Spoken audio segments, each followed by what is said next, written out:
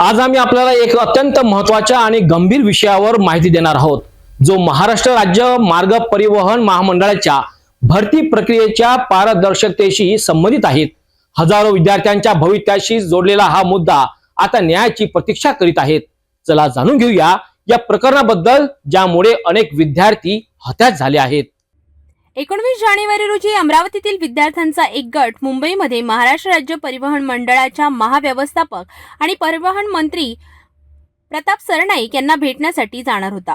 या विद्यार्थ्यांचे म्हणणे आहे की त्यांनी 2019 मध्ये महाराष्ट्र राज्य परिवहन महामंडळाची परीक्षा पास केली आणि भोसरी पुणे येथील वाहन चालक चाचणीचीही परीक्षा पास केली, पण त्यांना अजूनही प्रशिक्षण मिळालेले नाही।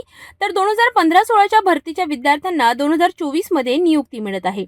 हे विद्यार्थी मुख्यमंत्री देवेंद्र फडणवीस, नितीन गडकरी आणि उपमुख्यमंत्री एकनाथ शिंदे यांना देखील निवेदन देऊन आपले मुद्दे त्यांनी मांडले आहेत, पण अमरावतीच्या विद्यार्थ्यांना अद्याप न्याय मिळालेला नाही। विद्यार्थ्यांचे म्हणणे आहे की जर 15 दिवसात त्यांचे प्रश्न सोडवले नाही तर ते महाव्यवस्थापक कार्यालयासमोर आमरण उपोषण करतील। आम्ही 2015-16 भरतीमधले प्रतीक्षा यादीतील मुलं आहेत। आज आम्ही माननीय प्रताप सरनाईक यांना निवेदन दिलेलं आहे ठाणे इथे येऊन, व यानंतर आम्ही माननीय एकनाथजी शिंदे साहेबांना पण निवेदन द्यायला जात आहे।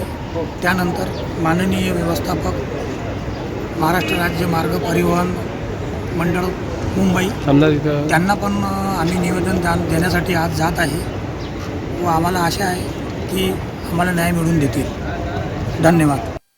हे प्रकरण फक्त अमरावती जिल्ह्यातील विद्यार्थ्यांचेच नाही, तर राज्यातील भरती प्रक्रियेची पारदर्शकता आणि निपक्षतेची चाचणी आहेत। विद्यार्थी न्याय मिळवण्याकरिता संघर्ष करीत आहेत आणि त्यांच्या या लढाईला सर्वांनी पाठिंबा द्यावा अशी स्थिती आहे। प्रशासन या विद्यार्थ्यांचा आवाज ऐकून त्यांच्या समस्याचे निराकरण करेल का, किंवा हा संघर्ष आणखी तीव्र होईल, हे प्रश्न उभे राहिले आहेत। या प्रकरणावर आपली नजर कायम राहील। धन्यवाद।